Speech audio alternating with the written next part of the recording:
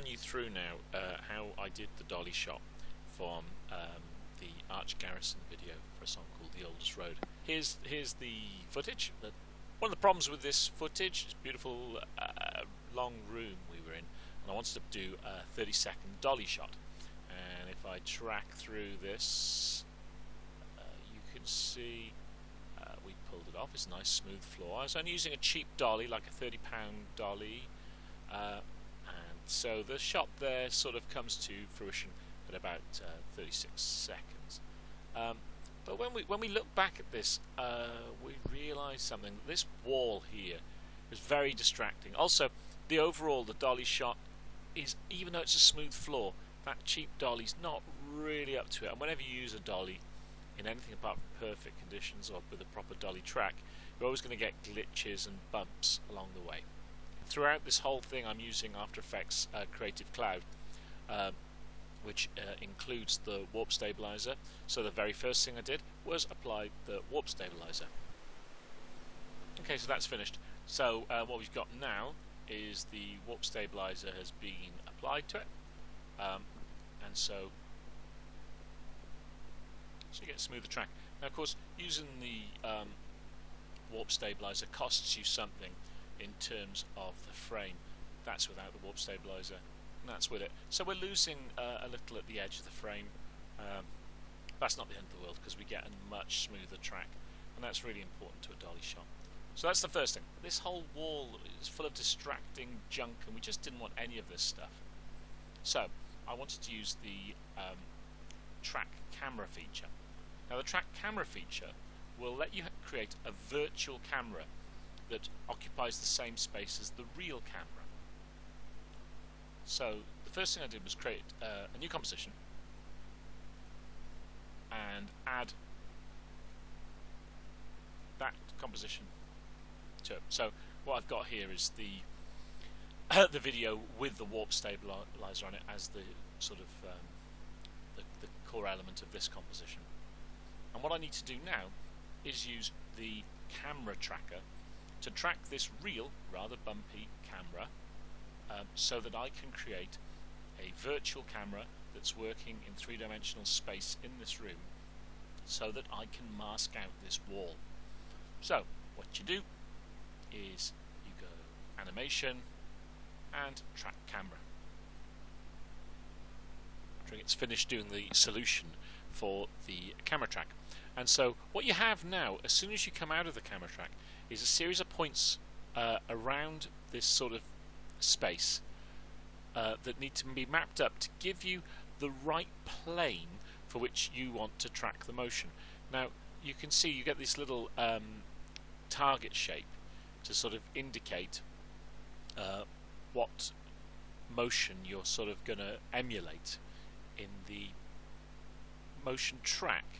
Now that's pretty good. That one looks pretty good. You can see it's lining up with the wall. Let's just have a look, see if anything else looks like a decent candidate. That also looks pretty good. So what I'm going to do is you pick one of these that you're happy with. I think that's pretty good, that one. But I am going to right click here, and when you right click, choose create solid in camera. Now what we're doing here is creating a sort of virtual camera that is operating in a virtual space that will emulate the real space that this real camera was shooting in. And so this virtual solid will act as if it was in that space. And there you see it. Now if I track back and forth, you see that cyan rectangle pretty much realistically follows what that window frame is doing, or that picture frame is doing. I'm just going to use that as a placeholder, because what I want to do is I want to put in an equivalent block here of colour that will overlay this real wall. So that's that done, and you can see that what I now have is a 3D camera, and that camera, if we zoom in close enough, you can see all of these keyframes here that represent the movement of the camera and its orientation. And so another thing we could do is, if we look at the 3D camera, or rather let's look at it from top, and if we zoom right out to 1.5% and move back and forth, what you'll see is that's that virtual camera tracking in this virtual space. And over here there's that virtual solid that's living in that virtual space. So now what we want, of course, is not that cyan rectangle. What we want is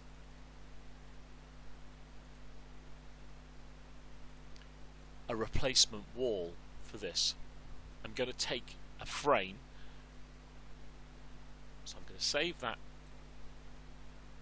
and then what I'm going to do is I then open up that frame. I'm using Photoshop. All of this is Creative Cloud. Here's one I did earlier, but here's a copy of that frame, and all I've done is use the eyedropper to pick up this colour here and this colour here, so the darker colour here and the lighter colour here.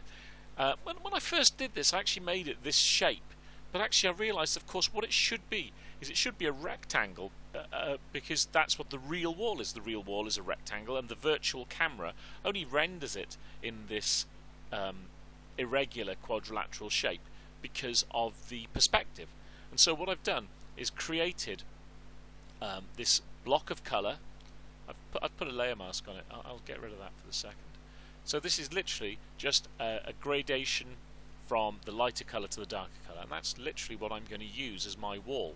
What I've done actually is I have created this layer mask because I found that the corners looked very sharp. So what I've done is I've sort of removed the corners from this block of colour, and the idea is that when I introduce it into here, I don't want very sharp edges. I just need it to sort of go over that.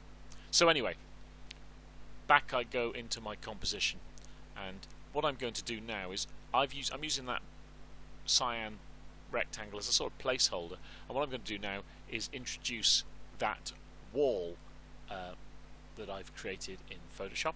So I'm just going to import that. Okay. There it is. Oh, I'm going to put it in here. Need to make it 3D, of course. And what I'm going to do, I'm going to take this shape here. I'm going to just copy its particular position and size and everything. So I'm just going to copy that transformation and then paste it to, I literally just press Control C and then Control V. So I've pasted my wall there. The only thing I'm going to need to do now is make my wall bigger. Okay, so what I've done now is I've added a mask to the wall and just feathered it off a little bit, 30 pixels, to just make it a little bit softer again, to make sure that it blurs in nicely with the real wall. And you can see as I track back and forth, that's really quite nicely emulating what the real wall has done.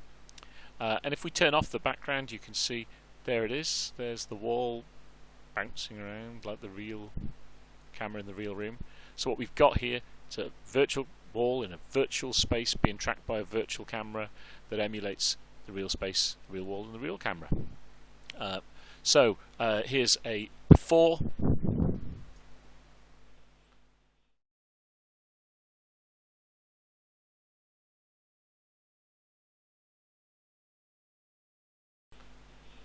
And after, with the stabilized motion and the camera tracking with the fake wall.